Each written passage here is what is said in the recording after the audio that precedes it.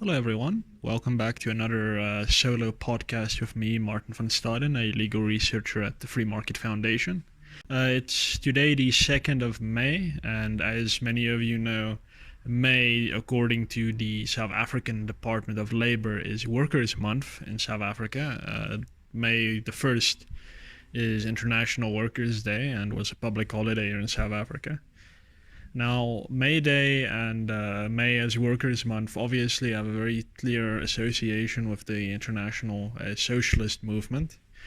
I believe the Sixth Communist International declared that the May the 1st would be a day of significance for the international proletarian movement, or whatever they used to call themselves in those days when communism still had some level of a reputation, a good reputation, and which nowadays definitely does not exist anymore. And yeah, so it's definitely a socialist day, but I think there's probably something to be said for a day that that does pay homage and to pay respect to the working class, to the blue collar workers around the world. So in that respect, I don't have too much of an issue with May Day existing. Perhaps a little bit of a concern with its socialist origins. But I think we're probably all mature enough to say that as time goes by, we can detach certain associations from certain things and make their meanings a little bit more nuanced and dynamic. But what I specifically want to focus on today is how the government in South Africa, it does not really live up to this standard of respecting the proletariat, having concern for the poor. Of course, rhetorically, it has all the concern for the poor. But in the conduct that the government actually performs, what it actually does, that manifests in a very, let's use their terminology, in a very exploitative way. And for that, I want to focus on two provisions in the Constitution, that specifically two provisions in the Bill of Rights, that government not just routinely ignores in its labor regulation and in its labor legislation, but which is totally ignored. It's as if those provisions do not exist for the context of labor, or in fact anything else that government does. And those provisions, of course, are the Section 18 right to freedom of association. Now, this is a unqualified right in the Bill of Rights. As you know, many rights are qualified. For instance, Section 16, which is freedom of expression, says that you have freedom of expression except under these circumstances. So it's a qualified right. Section 18, freedom of association, is unqualified. It says that everyone has the right to freedom of association, period. That is Section 18 of the Constitution in the Bill of Rights. Now, one of the biggest issues facing South Africa today is unemployment. Also the low pay of workers and bad working conditions for workers and so forth, but mostly unemployment. And the reason unemployment is so rife and increasing, at no stage does our unemployment crisis decrease, is because workers are effectively barred, potential workers are effectively barred and prohibited from associating with employers with who they wish to associate. So, for instance, a unemployed person might meet someone who is willing to pay them 2,000 rand a month to do some menial jobs and progressively take on more responsibilities and therein gain more experience and so progressively up their pay. The problem is they, of course, cannot take that job, and they therefore cannot associate with that person who is offering them the job because of the national minimum wage, which pegs the minimum wage at 3,500 rand a month or 20 rand an hour. Now, that is not just a limitation of the right to freedom of association, which may happen. That is the extinguishing of the right to freedom of association, because the government does not regulate how they may associate, but says that they may not associate on terms that they deem fit, which is paternalistic. It is condescending. It is especially harmful towards the unemployed person who was this close to getting some kind of employment, putting food on the table. Half a loaf of bread, we know the saying, is definitely better than no bread. A lot of socialists would take issue with me saying that, but it's just a fact that cannot be denied. Not having any food, not gaining any experience whatsoever is of course worse than having some food and gaining some experience, which will enable you to build yourself up and climb to ever better jobs, ever better careers, and so forth, and eventually liberate yourself from poverty, emancipate yourself from poverty. So in that respect, the government's national minimum wage especially, but also other labor regulations, and for instance the Labor Relations Act of 1995, I believe, has a lot of provisions that specifically attacks freedom of association, in that it's very concerned with unions that represent the majority of people in the workplace, and it gives those unions special privileges. So if you happen to be a member of a small minority union in a workplace, perhaps a union that is not as insane as our bigger unions in South Africa, then that union is very much at a disadvantage, and you as a result are very much at a disadvantage, especially when collective bargaining is taking place. So there's a great deal of disrespect for the right to freedom of association in Section 18 of the Constitution, to the extent that I would say in constitutional fact rather than in constitutional theory, Section 18 of the Constitution does not exist. There is no such thing. South Africans do not have the right to freedom of association in reality, even though on paper and as a matter of justice we most certainly do. So yes, there's that, Section 18.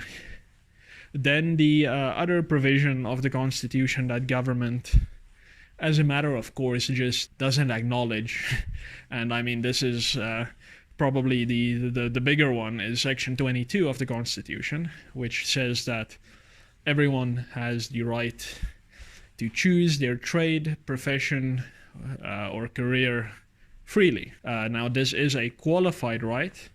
It says that the practice of a trade or profession or career may be regulated by law. So it's not an absolute right, as Section 18 is. It is a qualified right. But it's important to pay attention to the language used here. It says that the practice of your profession may be regulated, not the choice of your profession. The government cannot tell you what job you may and may not choose, but it may regulate how you may perform that job after you've chosen it. And it may be regulated by law, not by regulation or by executive fiat.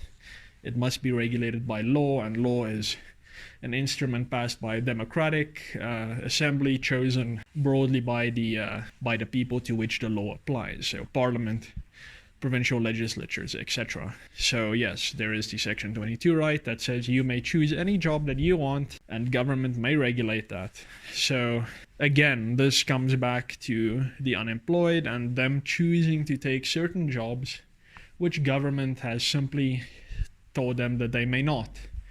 So we can go back to the minimum wage again, where someone says, I want to be a gardener who works once a week or whatever, and I'm more than willing to take 1,000 Rand pay a month because the person for who I'm doing gardening provides me with a house, they provide me with food, they pay for my healthcare, they help me pay for my children's school. So I do not need 3,500 Rand a month, and I am more than willing to work for what they are capable of offering me. The government comes in and says, no, you may not take that job, and in so doing, government is regulating the choice of profession rather than the practice of profession, and thereby, of course, is also violating Section 22 of the Constitution. But then again, There is also the matter of unpopular jobs, which are understandably unpopular, but in many cases are all that people can do in the circumstances, and that of course are jobs like prostitution, sex work, engaging in the drug trade. I know this is a very controversial thing for me to talk about, to try and say that drug dealers should be left alone by government, but yes, I am saying that. People should be allowed to decide for themselves what harmful materials they inject into their bodies. That is totally up to them. And government being involved is a complete rejection and denial of individual agency, of human dignity, and so forth. So yes, I regard Section 22 of the Constitution as allowing people at law to do these unpopular professions. The only exception that I do recognize are jobs that in and of themselves inherently violate other provisions of the Bill of Rights. So you cannot choose to be a child trafficker, for example, and expect that under Section 22 of the Constitution you should be allowed to engage in the kidnapping and moving around of children across borders.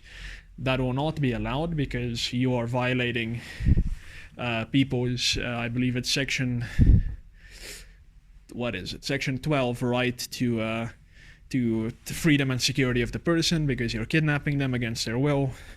And then you're also violating, for instance, their right to life, their right to human dignity. Basically just you're violating their right to freedom, in essence, by engaging in that. And the same applies to choosing to become a contract killer. So by saying that unpopular jobs should be allowed, I'm not saying that jobs that inherently involve violating people's rights against their consent should be allowed. No. But work like sex work, prostitution, drug trade, and so forth, that should absolutely be allowed, because these do not involve the violation of the rights of other people, not inherently at least. That has happened over previous years, but I would argue that is because those jobs are currently illegal and are therefore forced into the black market. And as such, crime will automatically fester there. But the moment they become legal, I think that will change immediately. So yes, government, through its violation of Section 18, right to freedom of association, and Section 22, the right to freely choose your trade, profession, or occupation, government has violated these two rights, and in so doing have created an army of unemployed South Africans numbering around 10 million as we sit here today in 2019, and that number is only increasing, and it will only ever increase unless the government finally repeals laws like the National Minimum Wage Act, the Labor Relations Act, the Basic Conditions of Employment Act. Only then will these rights be somewhat respected. So yes, Workers' Month, we're celebrating it rhetorically now in May, but it is not being respected in the way that government should if it were serious about being a movement of the proletariat, a movement of the workers, of the poor. If government were truly serious about that, it would make it easy for the poor to find employment. It would make it easier for people who are already employed to move between jobs, to decide on their own terms of employment without forcing them to take specific packages as they currently are. So yes, South Africans, we have a lot of work ahead of us. Try and get this government to respect the poor, the vulnerable, I don't want to say trust them, but to allow them to make their own decisions, and assume that those decisions will be responsible decisions. But even if they aren't, it's not our place, and it's certainly not government's place to tell other people how they should live their lives and what decisions they should be making. So yes, I hope you've enjoyed this podcast by me, Martin van Staden, here at the Free Market Foundation. Please tune in again next week as I do my next solo podcast, and remember to listen to all the other podcasts and videos that we upload to this YouTube channel. So have a good upcoming weekend, and cheerio.